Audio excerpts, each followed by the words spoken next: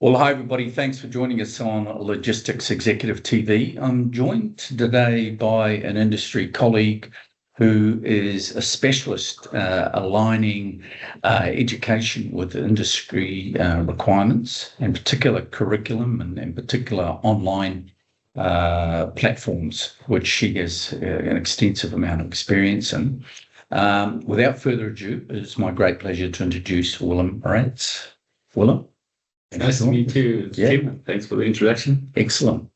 So, Willem, disclosure to everybody, we've been working together now for a few months. We were both brought together by Messe Frankfurt for a major event up here in supply chain, which is one of your areas of expertise for your platforms, for a major conference, Logi Korea, Logi Motion, Messe Frankfurt.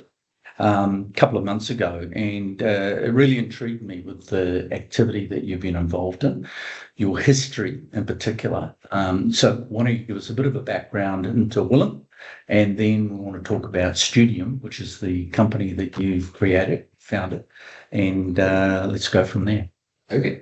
Yeah, thanks. I hail from South Africa, and yes, I'm a rugby fan, and yes, we are the current world champions, and I like to say this sitting next to a Kiwi. Sorry, we've got a sound problem here. I didn't quite hear that, but anyway, we'll carry on. We'll edit that bit out. So, my background is in human resources and human resource development. I spent over 20 years as an entrepreneur in basically mostly online learning and online education.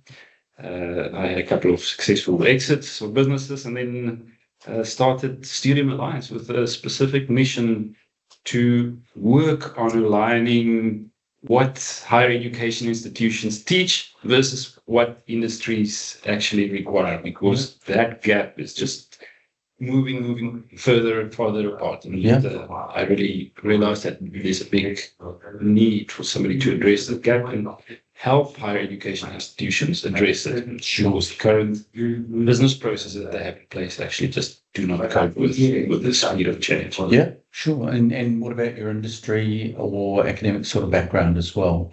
Yeah, I've got an honours degree in human resource development and basically specialised in that.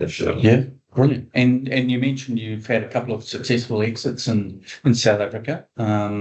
How long ago was that, and what was the why behind forming those organisations, and how long did it take you to gestate the businesses as an entrepreneur, as a leader in a business, and to exit successfully? I started a company called Kaleo Learning back in 2003. That company grew to a group of companies broadly in online learning and online talent management called Kaleo People Group, and then split that company into two. Sold the first company, I think, back in 2017, and then also sold the second company in 2019. Okay, so into the Middle East, what was the reasoning behind heading into the GCC for your latest startup, Studium, which I want to talk about Studium itself? Yes, so when I sold Kaleo, the acquiring company actually asked me to come to the Middle East and integrate my Middle East branch that I already had a presence here with their Middle East presence. And so I was heading up the Middle East region for them for about 3 years. Brilliant. So let's talk a little bit about supply chain, because you are multidisciplinary and multi-industry in terms of the focus of Studium as a platform, if I'm correct.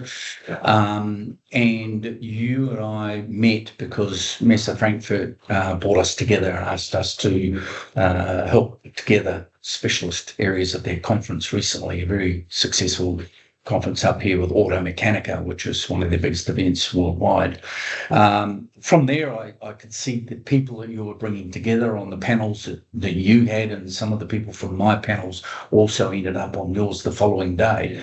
Let's talk about the nitty-gritty of what Studium is doing, because you and I actually first met at an event that you held with DP World, which they supported you on down at Expo down here in Dubai. Very successful day, a lot of interaction, a lot of specialist engagement. There was a hackathon going on. Tell us a little bit about the model for Studium and how that's playing out. Yeah. Okay, so as I said, the problem that we're trying to solve is to be a support to higher education institutions to keep their curricula up to date and be more aligned with the skill requirements in industries. So the supply chain and logistics industry has been a priority industry for us. We've been deeply involved in the industry over the last now almost 12 months. And so our process typically works with industry engagement. We started the process with a deep dive engagement with some of the big brands, top global brands in supply chain and logistics. We get people in the room and we start asking the tough questions around skills gaps. Because on the one hand, you always hear industries are saying, oh, we've got a skills gap, we can't find the right skills, and they blame higher education. And when you speak to higher education institutions, they always say, but what are you talking about? Yeah. We've got hundreds or thousands of students sitting on the bench and you are not employing them. Yeah. So there's obviously a gap there in terms of that product that a higher education institute produces and what the industry actually requires or expects. So we start that process by actually asking them, so if you are saying there's a skills gap, what is it that you are not getting? So when you're hiring graduates or young talent, what skills did you have as an expectation that did not come? Or at what level should the skills be? So we ask those tough questions, we deep dive. We then also started a big data research project to kind of go together with that. For example, we data mined about 30,000 job posts in supply chain and logistics. And we looked at that, and because it's actually a wealth of very interesting data and information. You're scraping the socials. Exactly, yes. Yeah. So if you look at that, then we can start mapping out. So how have job titles changed especially for entry level and graduate level jobs? And we saw, for example, that job title shifted from maybe a secretary or an assistant to job titles like coordinator and analyst for entry level jobs, which suggests that there's I would say a professionalization of the industry. So, and what you're seeing, what you're seeing from us, as we had a bit of a chat at the top of the show, was, you asked me, what has been the dynamics, the trends. We've been in the industry for 25 years, recruiting and logistics and supply chain in most parts of the world, mainly in the Middle East and APAC, if I'm honest. And I was saying that this whole issue of digitization of the supply chain of logistics, data, understanding the data, where are the data points, how do we make decisions in logistics and supply chain? And this has come out in your research as well. Exactly, yes. And in the report that I want to talk about. Yes, absolutely. Yeah. So you've definitely seen that the industry has undergone massive changes. The actual people and the skills that people actually apply within the industry has changed. There are a lot less manual work and manual labor jobs due to automation, due to digitization, drones, robots. Everything is going into the industry, and also, if you actually look at the size and scope of the supply chain and logistics industry, it controls about 30% of the world's economy. Yeah, and logistics and supply chain for sure. Yeah, yeah, exactly, and I think historically, it's never been seen as a sexy or a desirable career. We know that because it was pretty much, mostly labor orientated. Now there's such interesting and exciting developments in that area that I think we should escalate this and bring this to the fore in terms of career planning, career decision making, and for young talent. Yeah. They should actually look at this and say, hang on, maybe this is a better option than becoming an accountant or a lawyer, where I think if you look at what the pundits for AI are saying, is those are most likely declining professions, where supply chain and logistics as a newly emerging digital high-end profession is growing fast.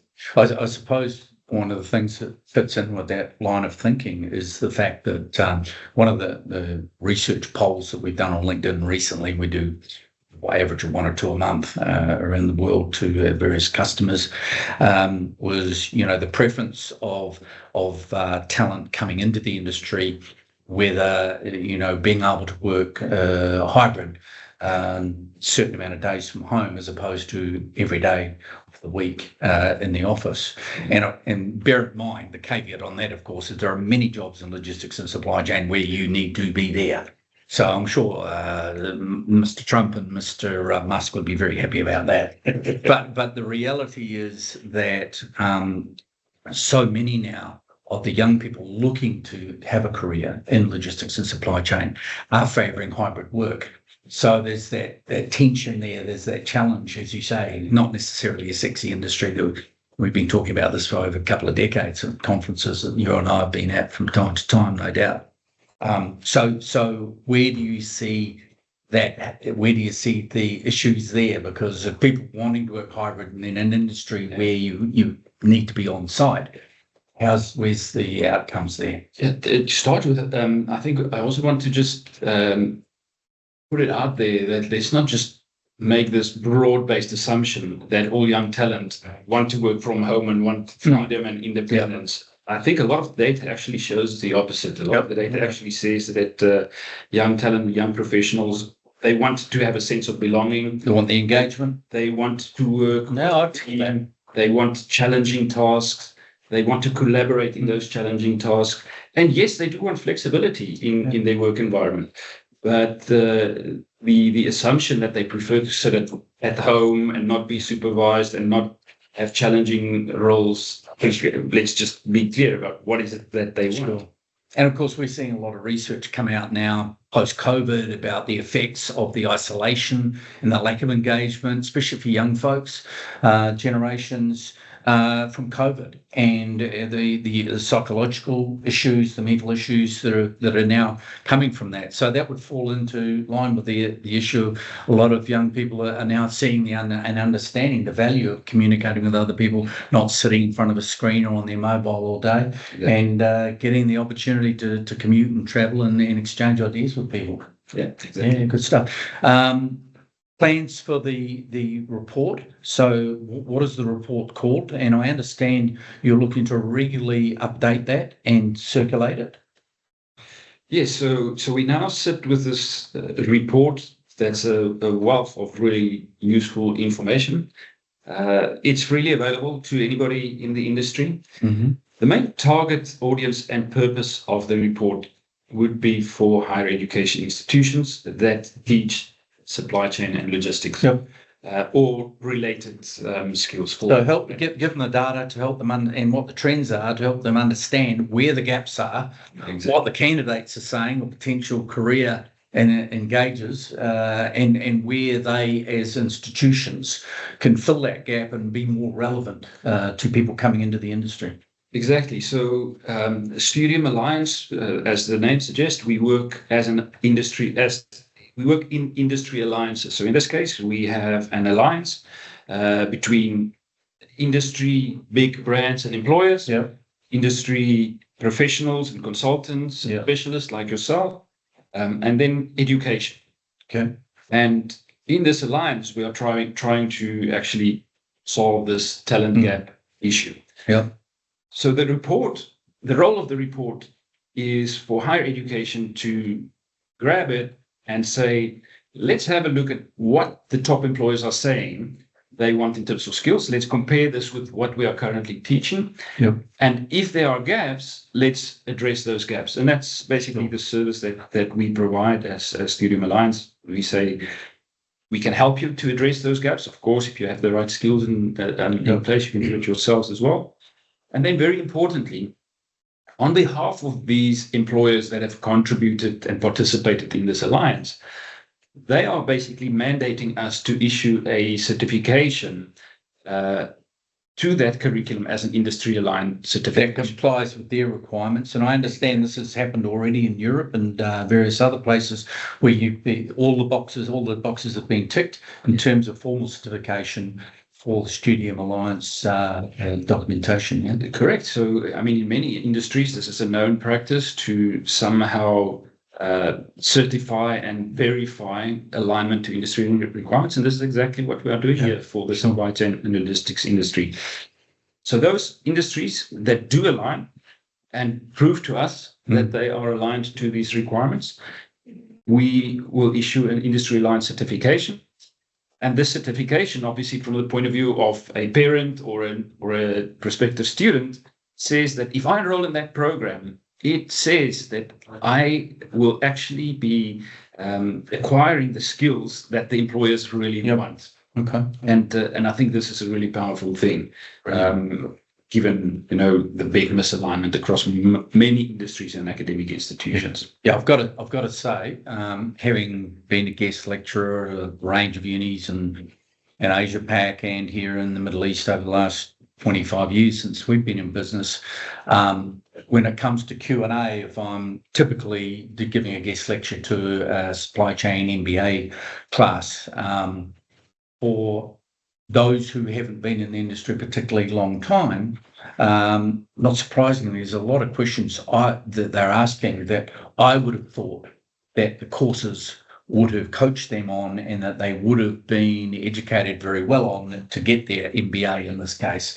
So there's no question in my mind that there's massive gaps between the workplace and academia, if you like, the institutions you're dealing with. So we're excited. We're excited because you see the value of bringing in that three-dimensional with industry experts, our organisation, others that we've been working with, obviously our customers, academia and yourselves, to be able to refine and get relevant with the material that's being put forward and providing them. It's a really plug and play for universities in particular, or education institutions, because then they take, well, here's what the hard data says. This is the sort of stuff you need to be telling them and need to be engaging with and coaching people on in the courses. Where can people get hold of the report? I can see down here there's a link. So that will take people directly into your folks, and you'll be able to send a copy of the report out. We are going to be publishing a number of polls continuously over this throughout 2025, 2026 to give from the questions that you folks want, so we can get data from our customer, our 300,000 followers on LinkedIn. Hopefully about 200 or 300 of them are going to at least to be providing input and responses to the polls, and that will go into the data, yeah? Fantastic. Yes. And other sources of data collection for yourselves, whereabouts do those come from? Major corporates or where else?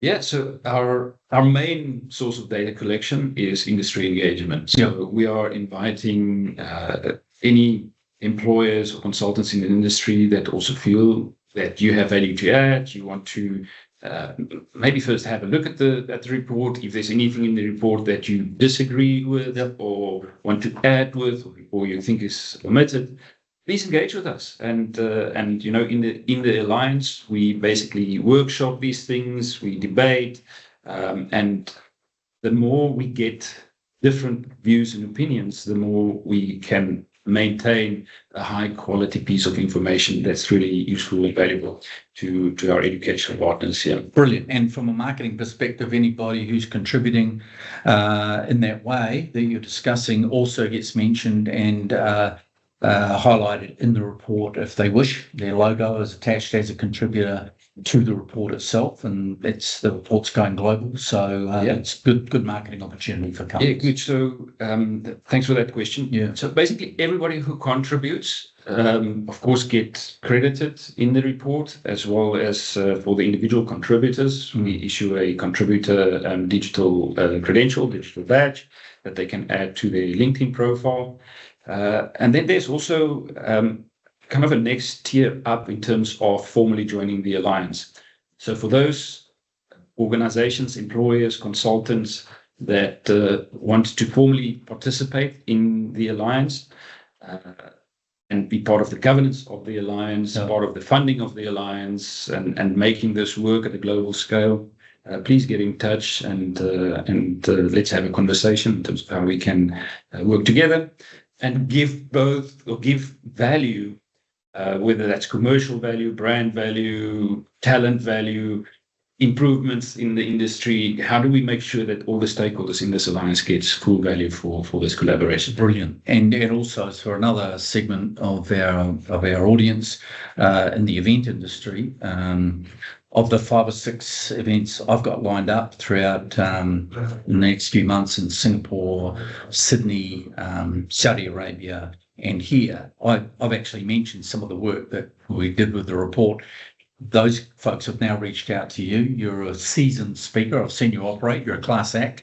And so that's another opportunity for event organisations. Your material and your subject matter and your messaging is very unique. It's global, and it's also multidisciplinary, multi-industry. We're talking logistics and supply chain, but I know you also work in the IT and the finance industry as well. Correct, yes. Brilliant. Willem, thanks for joining us. Thanks, Kim. Pleasure. Yeah, pleasure to see you, mate. And everybody, if you want to catch up with Willem, you can look down here. Website is? It is studiumalliance.com. Okay, I think we can see that down here. Get you on LinkedIn as well under Studium Alliance. Studium Alliance, and I'll also put my direct email in the comments below. Brilliant. And you're more than happy to engage with anybody, talk further about the report, talk further about Studium Alliance. Thanks, Willem. It was a pleasure. And go the All Blacks. Let's see. Well done. Okay, thanks, Willem.